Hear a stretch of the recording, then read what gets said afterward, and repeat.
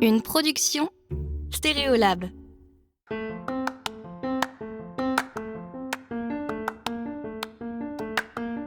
Un tailleur se doit de ne pas déguiser son client, de ne pas l'habiller en fonction de ses goûts. Ça, c'est très très important.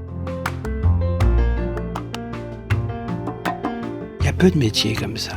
Cet endroit, je le veux en dehors du monde. Il y a des choses qui rappellent le monde à l'intérieur, mais simplement les belles choses. Bonjour et bienvenue dans Travail Soigné, le podcast des gens qui aiment leur métier et qui en parlent bien. Dans cette série, je vous invite à découvrir des personnalités hors du commun, leur rapport au travail et leur satisfaction intime d'exercer leur métier avec soin. Pour ce deuxième épisode, je vous emmène à la rencontre de Michael Onona, qui est tailleur pour hommes dans le 2e arrondissement de Paris. Sa boutique, située à 2 pas du boulevard des Italiens, vaut le détour à elle seule. Dès le seuil franchi, vous êtes cerné par des étagères débordant de beaux livres aux titres évocateurs et d'une foultitude d'objets qui sont autant de sources d'inspiration. Voitures miniatures, appareils photos, stylos, montres et briquets vintage côtoient des photos d'acteurs de légende. À première vue, on dirait un joyeux capharnaüm, mais rien n'est laissé au hasard. À l'image du maître des lieux, tout cela respire l'élégance et le raffinement, dans une lumière tamisée qui vous isole un peu plus du temps et du monde.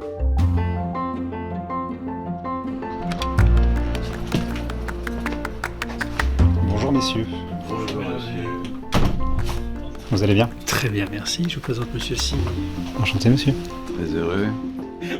L'homme est affable et bienveillant, le verbe précis et l'ironie aussi affûtée que ses ciseaux. Il y a 2 parties dans la boutique. Il y a la partie réception et travail, celle où je travaille, qui est ici, et la partie atelier. La partie atelier, un peu plus petite, dans laquelle travaille Hussein. La cabine d'essayage. Donc, cabine d'essayage un peu spartiate, mais bon, ça suffit. Ici, j'ai mon plan de travail sur lequel je vais remplir les fiches de mesure, faire des dessins avec les clients, choisir les tissus. Le plus important ici, c'est ça. C'est en fait les 4 à 5 000 tissus qui sont référencés sur des liasses. Okay, ce qu'on appelle des liasses, des espèces de carnets dans lesquels vous avez des échantillons de tissus. D'accord ? Donc, c'est la partie la plus drôle pour le client, de choisir son tissu. Et une fois que j'ai donc choisi le tissu avec le client, on va parler un peu de la coupe du vêtement. Je vais lui faire 2-3 dessins pour essayer de l'aider un peu à réfléchir. Parfois, c'est pas la peine, le mec sait déjà ce qu'il veut. Et une fois que ce travail est fait, après, c'est moi qui vais envoyer ça dans un atelier. Je travaille avec plusieurs ateliers.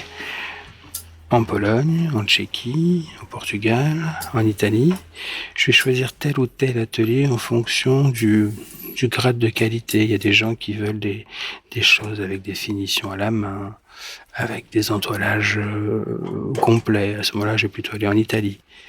Dans tous les cas, aussi bien que quel que soit l'atelier avec lequel je travaille, ces gens-là m'envoient un vêtement à terminer. Ça, c'est très important.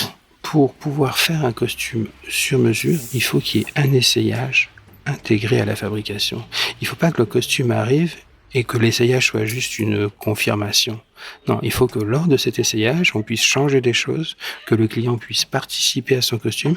C'est-à-dire que quelqu'un qui voudrait un col particulier, une poche particulière, un empiècement particulier, les ateliers ne peuvent pas faire ça. Moi, ce que je veux, c'est pouvoir me servir de ces modèles et les adapter ici.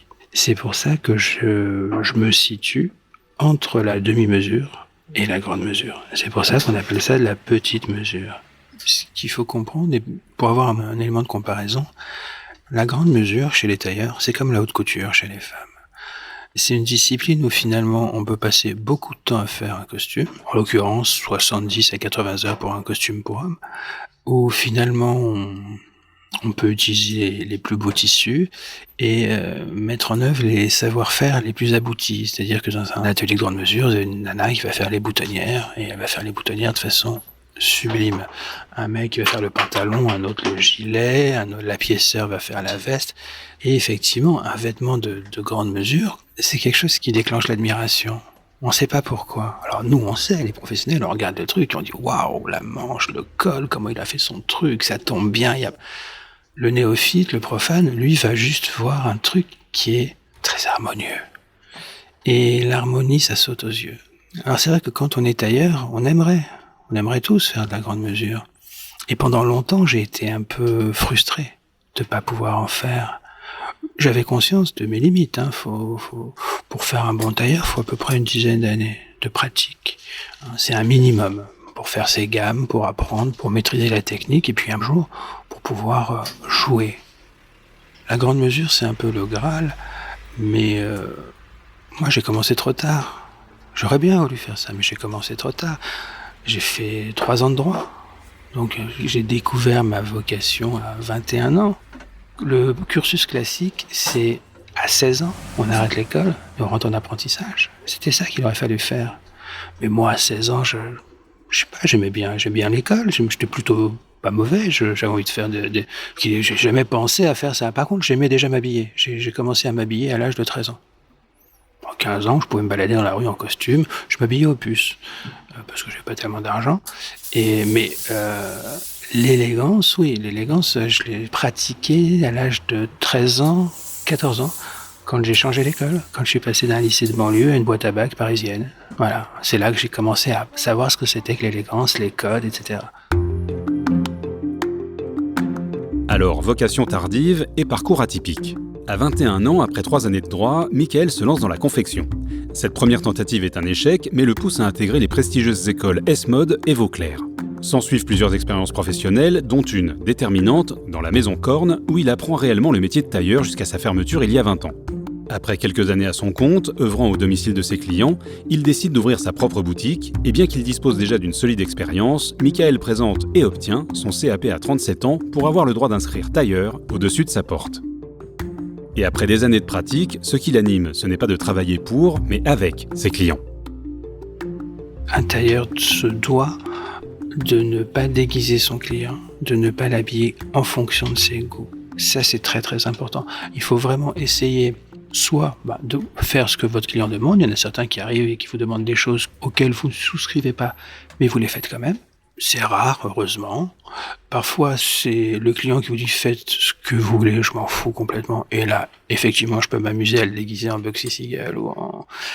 Et la plupart du temps, c'est une collaboration et c'est ça qui est vraiment chouette. Et c'est pour ça que j'adore ce métier. C'est l'idée de co-création, l'idée de permettre à quelqu'un qui a pas trop l'habitude d'imaginer ou de créer, finalement, de le faire en choisissant un tissu, en choisissant une couleur, en choisissant une doublure, en choisissant des choses comme ça. Ça, c'est quelque chose de profondément jouissif. Voilà. Il n'est pas question de dire « Monsieur, vous êtes chez Michael Nona, moi je fais ci, je fais ça, et puis vous n'avez rien à dire ». Surtout pas. Leur donner cette possibilité, c'est quelque chose que j'aime beaucoup. Sans être professoral, sans être... Simplement qu'on le fasse ensemble, que tous les deux... Le mec, il est cadre dans la banque, machin, il a un métier souvent un peu chiant, ou un peu difficile, ou un peu... Et quand il va venir ici, pendant une demi-heure, on va être à l'abri du monde. Notre seul problème, c'est de savoir si on prend un bleu ciel ou un bleu foncé. Dehors, c'est la jungle, il y a de la souffrance, il y a des morts, il y a des maladies. Nous, notre problème, c'est ça. Et alors ça, c'est quelque chose qui... Il y a peu de métiers comme ça. Il y a peu d'endroits comme ça. Cet endroit, je le veux en dehors du monde. Il y a des choses qui rappellent le monde à l'intérieur, mais simplement les belles choses. Les bagnoles, les bouquins, les appareils photo, les briquets, les stylos, les objets, toutes ces choses raffinées à la con qui servent à rien. Mais ça fait partie du monde. Les mauvaises choses, elles sont pas là, elles sont dehors. En fait, moi, ce que j'aime, d'une façon générale, ce sont les arts appliqués. C'est-à-dire quand on va mettre une dose d'artistique dans quelque chose d'utilitaire, voilà. Une sculpture, un tableau, c'est pas utilitaire, on peut s'en passer, c'est de l'art pur pour moi. En revanche, l'art appliqué, le talent qu'un créateur va mettre pour faire un stylo, faire un briquet, faire une montre ou faire une voiture, ça m'intéresse.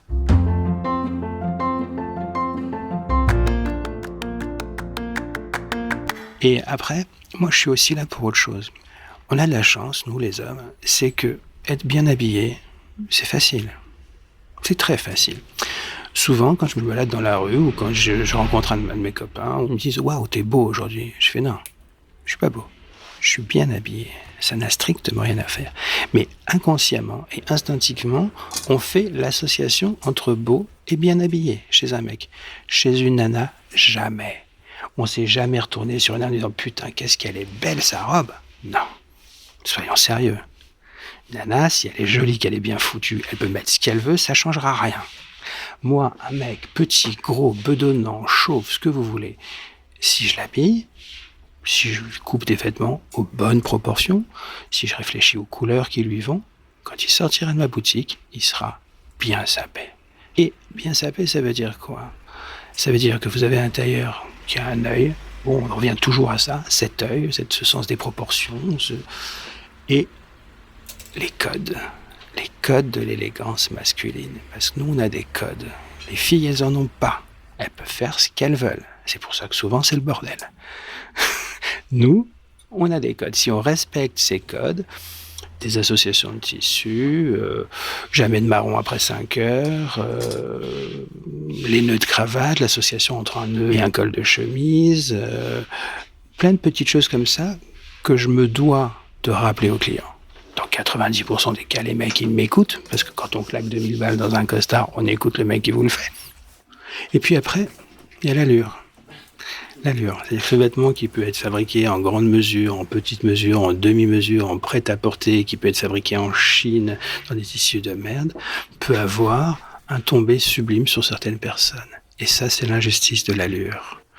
La sprezzatura, comme on les appelle les Italiens. Et ça, c'est... moi, je l'ai vu. J'ai vu des personnes qui avaient absolument pas besoin de costumes sur mesure. Je leur aurais mis un costume de chez Zara, de chez Delaven, ça aurait été la même chose, parce que les types avaient cette espèce de prestance. Et ça, ça n'a même pas à voir avec la morphologie. Vous pouvez avoir un petit gros bedonnant qui a de l'allure. J'ai vu ça. Et ça, c'est quelque chose aussi qui va un peu fausser les choses. Alors effectivement, un mec qui a de l'allure dans un costard de grande mesure, là, c'est à tomber. Ça ne s'apprend pas, ça ne se cultive pas. Je ne sais pas si ça se perd. Je crois pas. Et ça, c'est vrai que bon, ça m'échappe complètement. Malgré sa passion de l'élégance et son goût du raffinement dans les moindres détails, Michael conserve un certain recul sur ce qui pourrait sembler futile à la plupart des gens. Il prend garde notamment de ne pas tomber dans l'ostentation, pour lui comme pour ses clients. Quand on vient se faire un costume sur mesure chez moi, j'attire l'attention du type sur le fait que ce costume, si je le réussis, il va le mettre beaucoup plus que les autres. Donc on va oublier tous les tissus un petit peu marrants, ceux qu'on a en tête depuis tout gosse, le prince de Galles de Thomas Crown, la rayure tennis de machin, tous ces tissus dont on va se souvenir. Donc je leur dis, premier costard sur mesure, un costard bleu marine, le deuxième ce sera un gris, le troisième ce sera pas un costard, ce sera une veste, etc., etc. J'essaie de lui constituer ses basiques, voilà, le fond de garde-robe, sur lequel il va ajouter des choses qu'il va acheter en prêt-à-porter, que je vais pouvoir l'aider à acheter un prêt-à-porter, mais par contre on se fait son dressing idéal à votre rythme. Je comprends aussi que le mec puisse pas se faire toute la garde-robe d'un coup, mais voilà, il y a, on va dire, il y a peut-être 7-8 pièces à avoir. Et après, je constitue aussi la garde-robe idéale. C'est tous les accessoires. Selon moi, qu'est-ce qu'il faut avoir comme paire de chaussures, comme montre, comme chemise, comme cravate, comme pochette, comme voilà. Alors attention, heureusement que j'ai pas des gandins. Les gandins, vous savez d'où ça vient l'expression gandin? Donc les gandins, c'est les mecs qui font un peu trop attention à leur mise et alors qui sont un petit peu pédants comme ça. Les gandins, ça venait du boulevard de Gand, qui est aujourd'hui le boulevard des Italiens. Donc, à 20 mètres de cette boutique, il y avait des gens qui déambulaient sur les grands boulevards, et notamment sur le boulevard de Gand, en pavanant, montrant leurs vêtements, leurs cravates, etc. Et donc, quand j'ai des gandins qui arrivent ici, un petit peu précieux, un peu pédants, qui... Bien sûr que je les habille. Je peux pas me permettre de leur dire, écoutez, monsieur, votre clientèle ne m'intéresse pas. Mais j'en ai pas beaucoup. Ces gens-là, finalement, et c'est ça la difficulté, c'est d'arriver à prendre du recul par rapport à tout ça, de se dire attends, ça va. C'est compliqué parfois, moi je sais, j'adore m'habiller, j'adore ça. Mon épouse me dit que la plupart du temps, je me sape le matin comme si j'allais à un mariage. Bon, simplement parce que j'ai un gilet, une pochette. Je peux pas faire autrement, c'est indispensable pour moi. Et je fais pas attention. Parfois ma fille ou ma femme me dit mais tu te rends pas compte dans le métro, il y a des gens qui te regardent comme ça. J'en tire aucune supériorité. Je me dis pas, oh là, regarde comme les gens sont mal habillés, pourquoi? Non, surtout pas. c'est moi, c'est mon petit plaisir. Voilà. Et ça, c'est important. Le recul par rapport à l'élégance, par rapport au fait de bien s'habiller, c'est compliqué, c'est important, mais c'est vital, c'est vital. Je vous dis, j'ai la chance dans ma clientèle d'avoir très très peu de gens comme ça, de pédants, heureusement. Il y a certains tailleurs qui adorent ces gens-là, parce que ces types-là sont des gros consommateurs, sont des gros prescripteurs, tant mieux. Mais vous savez qu'est-ce que je préfère ? Les ingénieurs. J'adore les ingénieurs. Les banquiers, ça m'emmerde, parce que les banquiers, ils me font chier. Mais les ingénieurs, c'est des mecs qui sont carrés, c'est des mecs qui sont simples, qui sont rationnels. Ils arrivent, le mec, il sait rien du tout. Et je vais l'habiller. Et attention, avec eux, faut argumenter. Faut dire pourquoi, comme ça. J'adore les ingénieurs depuis un moment où il y a à peu près 4-5 ans. En 6 mois, je reçois 5 ingénieurs de la même société à peu près un mois d'intervalle pour leur mariage. Au bout du 3e, je me dis, attendez, vous connaissez un tel ? Il me fait, ouais. Vous connaissez un tel ? Il me fait, ouais. Je lui fais, c'est lui qui va vous dire ? Il me fait, non. J'ai fait une recherche sur Internet, j'ai tout analysé, et c'est vous qui êtes sortis. Et les 4 autres avaient fait la même chose. Ils avaient fait une recherche en disant, bon, il y a celui-là qui est moins cher, celui-là qui est mieux. On dit du bien de Nona, à côté on dit aussi que parfois les délais machin, tout. Mais c'est lui. Et en fait, vous êtes sélectionné par 5 tronches. Attention, Nous avons parlé théorie et grands principes, il est temps de passer à la pratique. Voilà comment se déroule un essayage dans l'intimité de la boutique de Michael Onona. Mais bon, généralement, il se passe toujours 3-4 semaines entre la prise de mesure, le choix du tissu et le premier essayage. Ce premier essayage, c'est très particulier parce que quel que soit le costume que je vais essayer, quand je passe le costume sur la personne, je ressens ce que j'ai ressenti la première fois que j'ai vu un de mes vêtements porté. J'ai ressenti un truc qui est entre le jour du bac, le permis de conduire et la première fois qu'on fait l'amour. Multiplié par 1000. Voilà, c'est à peu près ça, ce que j'ai ressenti. Et aujourd'hui, à chaque fois que j'essaye la première fois le costume sur la personne, ben je ressens un peu de ça. Évidemment, pas ça, sinon je serais déjà mort, mais un peu de ça. C'est vraiment satisfaisant. On peut le centrer. Ouais, ça traîne un peu, ouais. Aucun problème, vous inquiétez pas. Qu'est-ce que vous regardez en premier ? Ça. Il faut qu'en fait l'épaule du client corresponde à l'épaule du costume. Sinon, ça se voit tout de suite, il y a des plis qui se forment ici. Ensuite, que la poitrine soit emboîtée. Si le costume repose là et là, c'est bon. Le reste, c'est de la littérature. Il faut savoir que dans un costume, les défauts se voient dans le dos. Pas trop. Longueur de manche, Ouais. je la rallonge, hein. Ouais, ça va vous rassurer.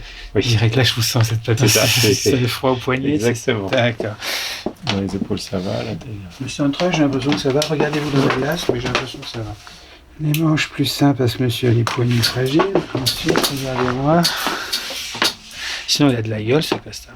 La couleur est il y a une très belle couleur. Le côté un peu soyeux, là. Ouais, je savais que ça vous plairait, ça. Regardez-moi. Tournez-vous. Encore. C'est bien ça. Après, on peut aimer quelque chose et mal le faire. La fréquentation des tailleurs m'a fait comprendre un truc, c'est que c'est des gens dont la philosophie c'est pourquoi faire simple quand on peut faire compliqué. Vraiment. Je l'ai vu à plusieurs moments, mais bon, bien entendu, quand je parle de ces tailleurs, je parle des tailleurs de grande mesure, qui font des costumes entièrement faits à la main. Et un jour, un tailleur m'a montré comment il cousait le bouton. Juste coudre un bouton. Et ça m'a scié. Faut juste comprendre que un bouton, quand on le coud, déjà faut cacher les nœuds. Et la personne m'a montré comment on cachait les nœuds. C'est-à-dire qu'on ne voit pas les nœuds, le premier nœud qu'on fait et le dernier nœud qu'on fait, pour que le bouton tienne, on ne les voit pas. Et puis ensuite, il m'a montré comment il faisait sa queue. Alors, la queue d'un bouton, c'est la partie qui sépare le bouton du tissu, qui doit faire entre 3 et 5 mm, qui permet au tissu de venir se placer. Et là, la personne m'a montré comment elle faisait la queue. La plupart des gens, quand ils font une queue, ils tournent autour du fil. Et lui, il m'a dit non, il faut qu'on fasse des nœuds. Une dizaine ou une quinzaine de nœuds superposés de façon à ce que la queue soit rigide. Je lui fais d'accord. Et puis après, et là ça a été la cerise sur le gâteau, il me dit mais le nœud, tu le fais pas à gauche, tu le fais à droite. Je fais pourquoi tu le fais d'un côté et pas de l'autre? Parce que d'un côté ça va toucher la boutonnière et ça va l'abîmer. Donc on le fait de l'autre côté de façon à ce que ça ne touche pas le billard. Alors c'est peut-être un peu obscur ce que je dis, mais voilà 3 ou 4 opérations supplémentaires que ce tailleur fait pour que son bouton soit parfaitement cousu. Et c'est comme ça pour plein d'opérations. Il y a à peu près 170 opérations dans un costume. Et souvent, il y a la façon courte, la façon longue et la façon compliquée. Et les mecs, c'est la façon compliquée qu'ils vont utiliser. Et ça, c'est fabuleux. C'est fabuleux. C'est quelque chose dont je ne me lasse pas et que j'essaie d'appliquer de temps en temps. Par exemple, mes boutons, oui, je les couds comme ça. Bah oui, parce que c'est plus drôle.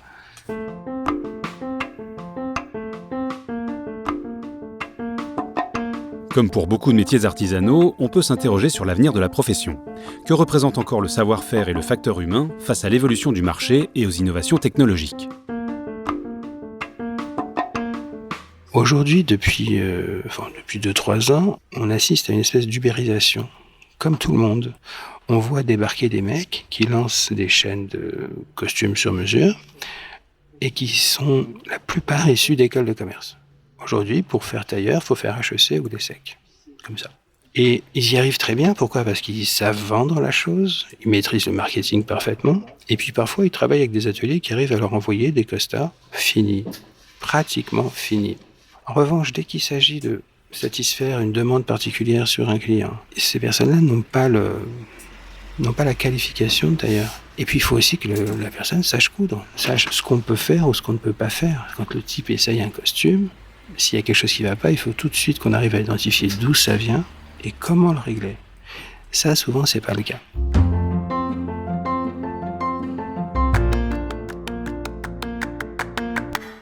L'avenir de ce métier, je pense que un jour, dans un futur assez proche, on pourra se faire ses vêtements soi-même.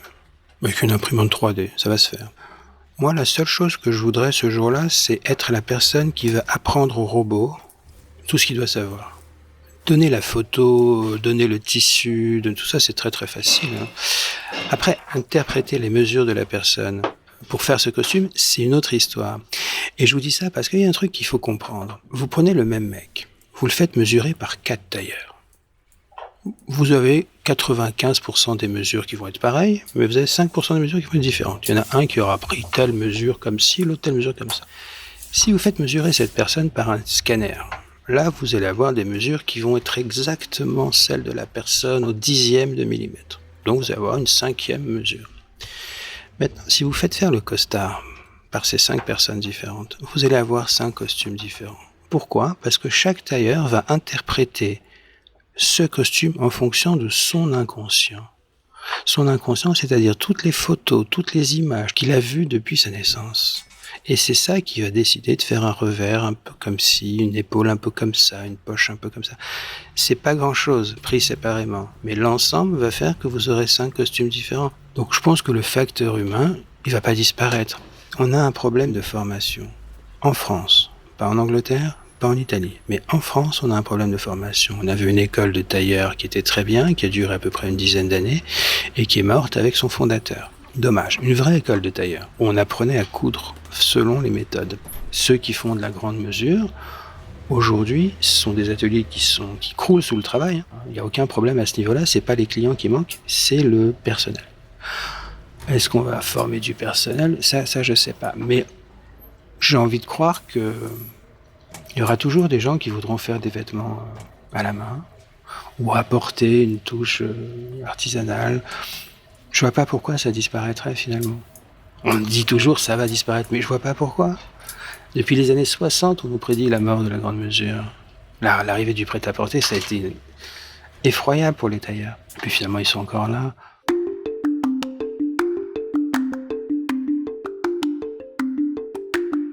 Je sais qu'il y a d'autres métiers comme ça qui procurent ce genre d'émotions quotidiennes. Moi, c'est ça. Quand je crée le costume avec la personne et que la personne part et que je regarde mon croquis, là aussi, il y a quelque chose que j'adore. La création. En fait, souvent, je refusais le terme de créateur en disant c'est un peu trop pompeux, c'est un peu trop... Non, je suis un créateur. Être un créateur, c'est matérialiser une idée. Vous avez une idée, vous voyez quelqu'un, et vous imaginez un costume, et puis vous le matérialisez, vous le faites fabriquer, puis après vous le finissez. Et à la fin, il y a un résultat qui vous satisfait ou pas, mais vous avez créé quelque chose. Et ça, c'est aussi... Enfin, je me vois pas faire autre chose, quoi.